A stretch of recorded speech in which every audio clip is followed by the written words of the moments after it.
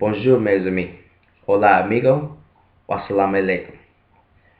Hello, my name is Erick Wright. I'm the 29-year-old grandson of a sharecropper turned Southern Baptist minister. My grandfather was a strong man, was a stern man, and an upright man.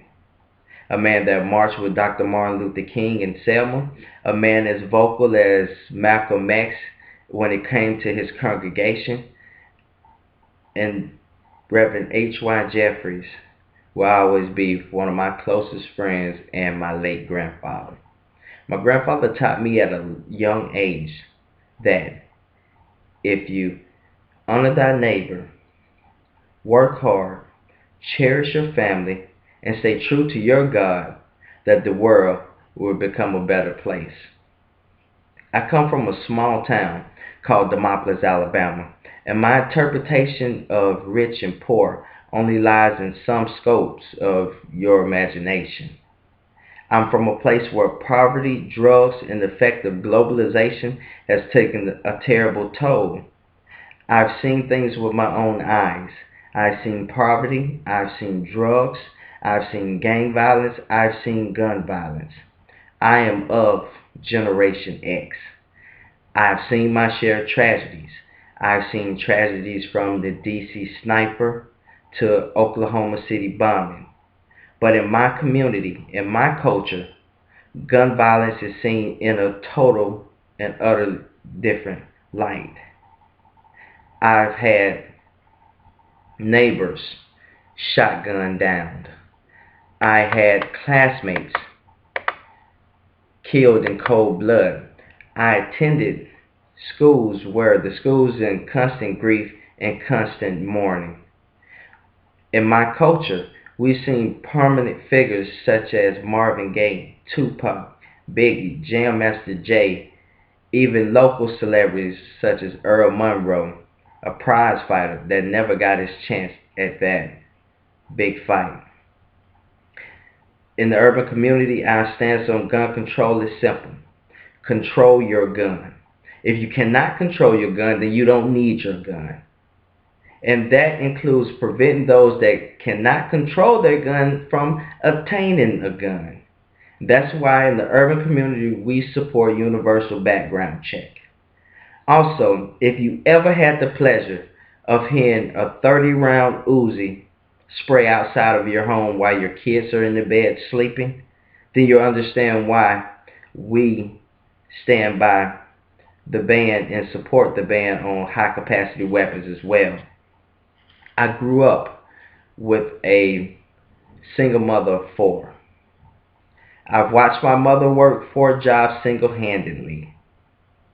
Even if it means she had to walk to work, she never missed a day. My mother worked for Vanity Fair for 12 years, sewing bras and panties until it was outsourced to Brazil and left a huge gaping hole in the community.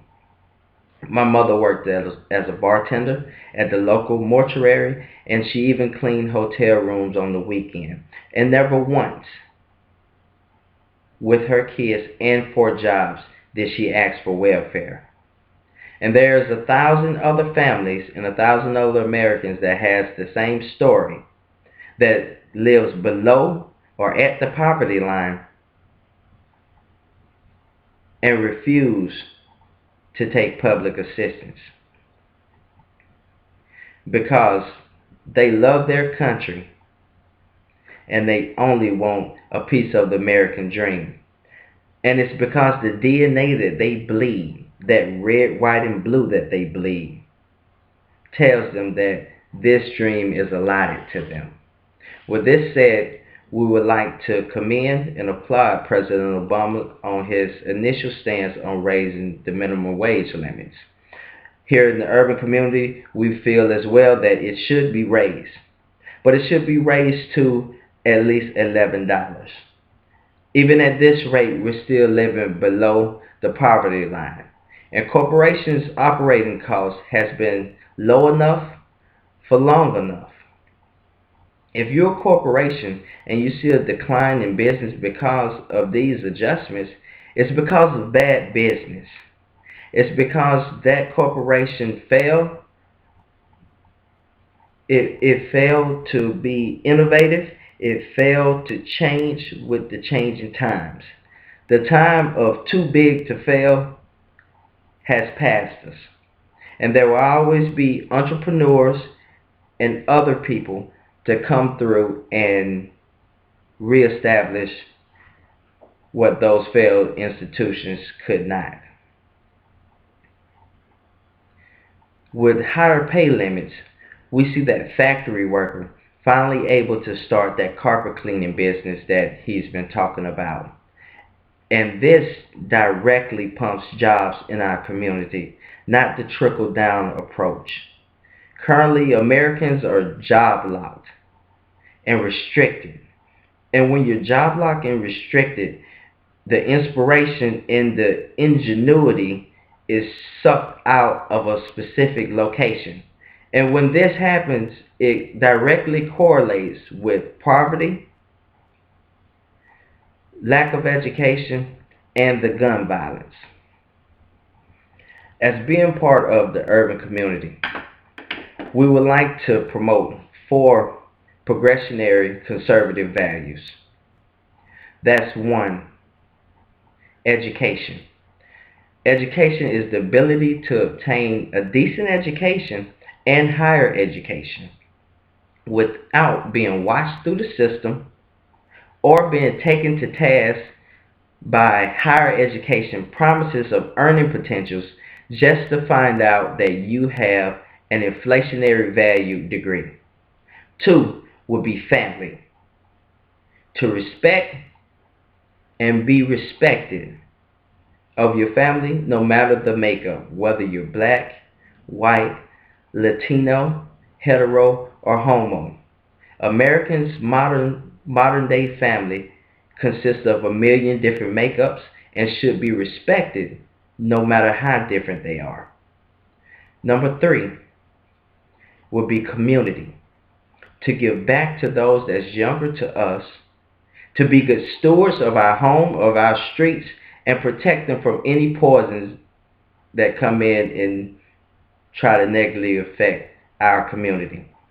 And number 4, and most important, personal accountability. Personal accountability is the ability to accept the obvious. Accept the obvious in your life and then shoot for the stars. And if you miss the stars, you can always relax on the moon. As we know, government is not here to take care of us, but if we need it, or if it need be, government can give us traction for us to come back out swinging for the uplift of our community and our country. God bless you. God bless the United States of America. I did that without water.